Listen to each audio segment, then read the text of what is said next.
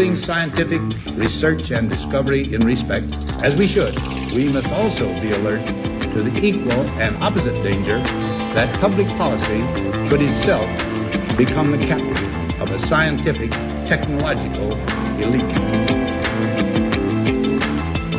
We've signed a climate convention on the importance of economic instruments and free markets. Were included in this mammoth Agenda 21 document and the Rio Declaration. Let me be clear on one fundamental point.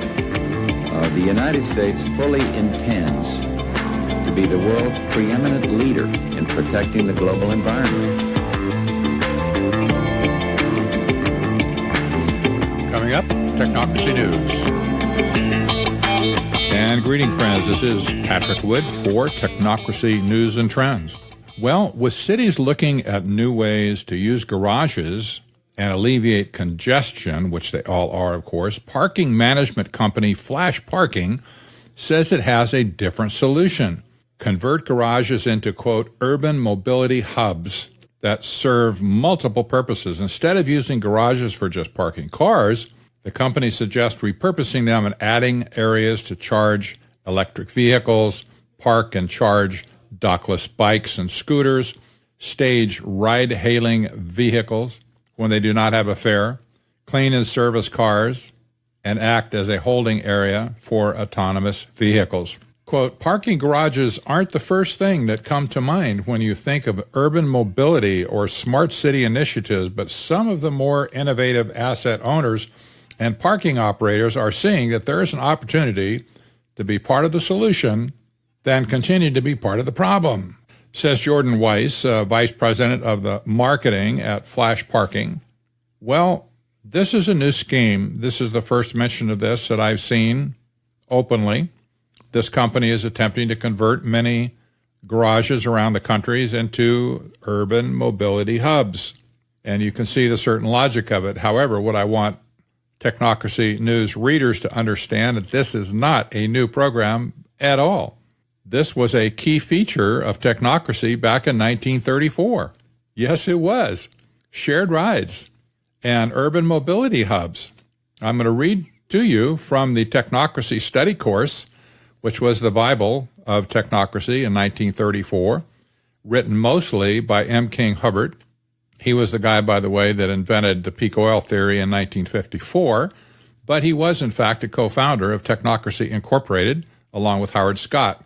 And here's what they wrote on page 244.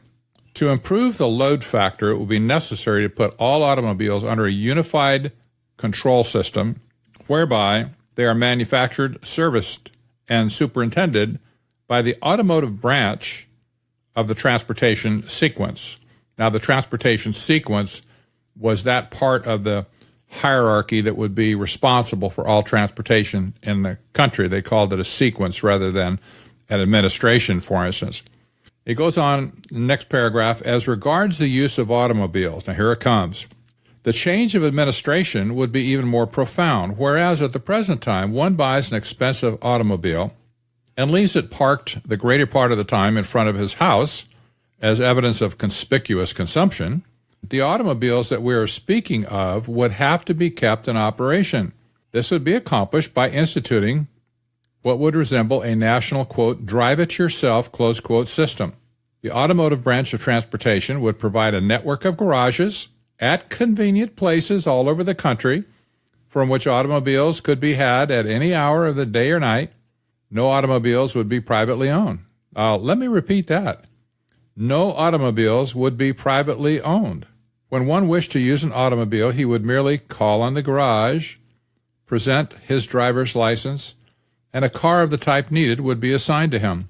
When he was through with the car, he would return it to either the same garage or to any other garage that happened to be convenient and surrender his energy certificates in payment for the cost incurred while he was using it.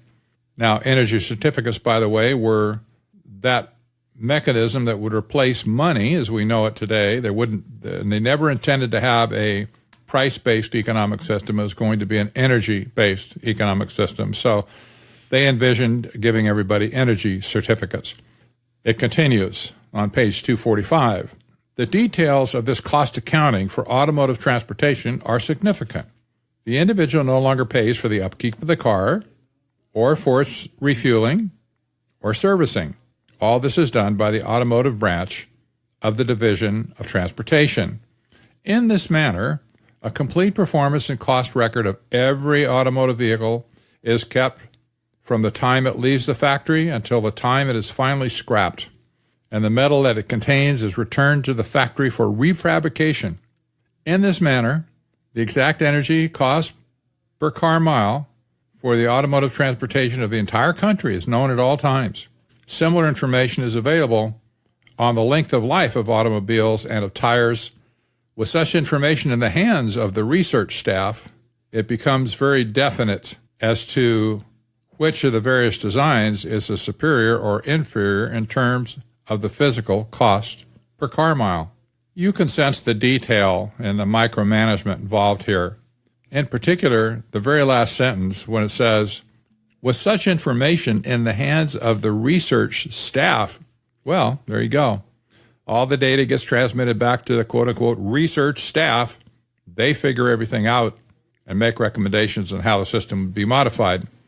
So you see, this is almost exactly what this company, Flash Parking, is proposing for urban mobility hubs. Just come on in. Oh, you need a ride?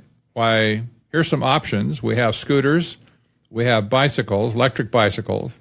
We have Uber. We have Lyft. And who knows what else, probably flying taxis at some point in time. Just come into your friendly neighborhood urban mobility hub, and we'll take care of you with some type of a shared ride operation. Well, next up is an article that will almost give you a heart attack, I suppose. AI, artificial intelligence, now purports to be 90% accurate for predicting death by heart attack.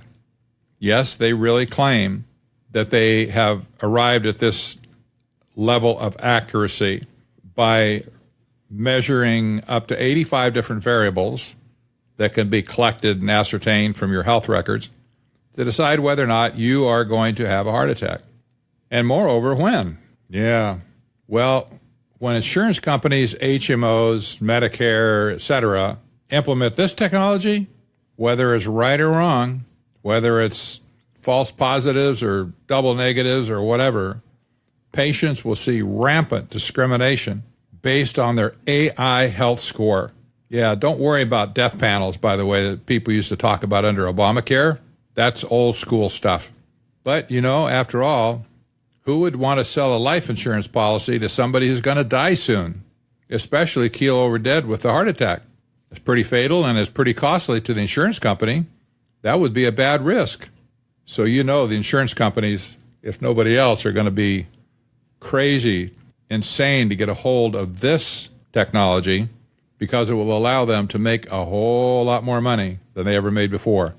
And imagine with the condition of healthcare as it is, as we've been talking about healthcare recently and the big brother approach to the exam room now, when your HMO or when your medical practice or clinic or whatever association they're involved with gets a hold of this kind of technology, again, they will be making your diagnosis for you, that is, the AI will, prescribing the course of action and predicting the outcome. This is going to be very dicey when the lawsuits start flying over service and access to service being denied for some reason that's cooked up by the AI program. Our last story today concerns Amazon, which is in the news a lot these days. Amazon is setting its eyes on UPS and FedEx. There's just no denying it anymore. The writer of this article starts out, Amazon's new robot packs 600 boxes per hour versus humans at under 200. And with that announcement that's been made to Amazon employees, they're offering $10,000 for any employee to quit and start their own delivery business. You have to think this through. There's lots of unemployed people at Amazon, or going to be unemployed at Amazon, because of this automation. They're almost to the point where some of their warehouses can be completely automated. Everything from stocking to picking to packaging, or assembling and packaging and then boxing and then putting all the labels and stuff on it for shipment. They're almost to the point where a warehouse could be completely 100% automated. Not quite, but they're really close. So the remaining employees that are working in warehouses around the world, they need a delivery system. And of course, anybody who starts a delivery business under the auspices of Amazon's care and scrutiny will be out there delivering packages on their terms. Somebody has to be thinking about this. Well, gee, so you can make a lot of money doing that. Why, you get yourself a little truck, they'll probably finance it for you, a little delivery van, and you get it filled up with packages each morning and go out to deliver it, and you get paid for that. That's an independent business. Yes, that's a nice model. Free enterprise and all that stuff. Well, I ask you a question. Is there any money in driving a car these days? Well, just go ask an Uber or a Lyft driver how they feel about it. They're complaining that they're being squeezed into poverty. Will Amazon be any better than Uber or Lyft? Judging by their recent history on the way they treat employees, I seriously doubt it. In the meantime, if an army of delivery businesses are created by Amazon and they're captive to Amazon now, and they will do what Amazon tells them to do, UPS is in big trouble. So is FedEx. Amazon is already committed now to delivering almost all of their goods in a single day. That means more warehouses, maybe more micro warehouses around the country. They'll be mostly automated, but the little fleet of delivery people hovering around that micro warehouse or mini warehouse, like honeybees in a hive, will be the ones that distribute these packages to the local community. UPS and FedEx have nothing really to compete with this. They don't have warehouses from which they pick products. They're just merely a delivery service. And as the rising tide lifts all boats, a falling tide sinks all boats. And my guess is that Amazon is going to absolutely swamp the delivery business across the board, because UPS and FedEx will be competing with all these other people. The article points out that UPS does not deliver on Saturday. Prime does. It's Amazon Prime. That's true. They're delivering on Sunday now, too. UPS doesn't. UPS is also the single largest employer in the Teamsters Union. That means the UPS contract is the largest collective bargaining agreement in North America. That's right. It's huge. And so all of the costs that are associated with UPS delivering a package, there is no way on this green earth that UPS will be able to compete with Amazon on cost. Conclusion, UPS is doomed.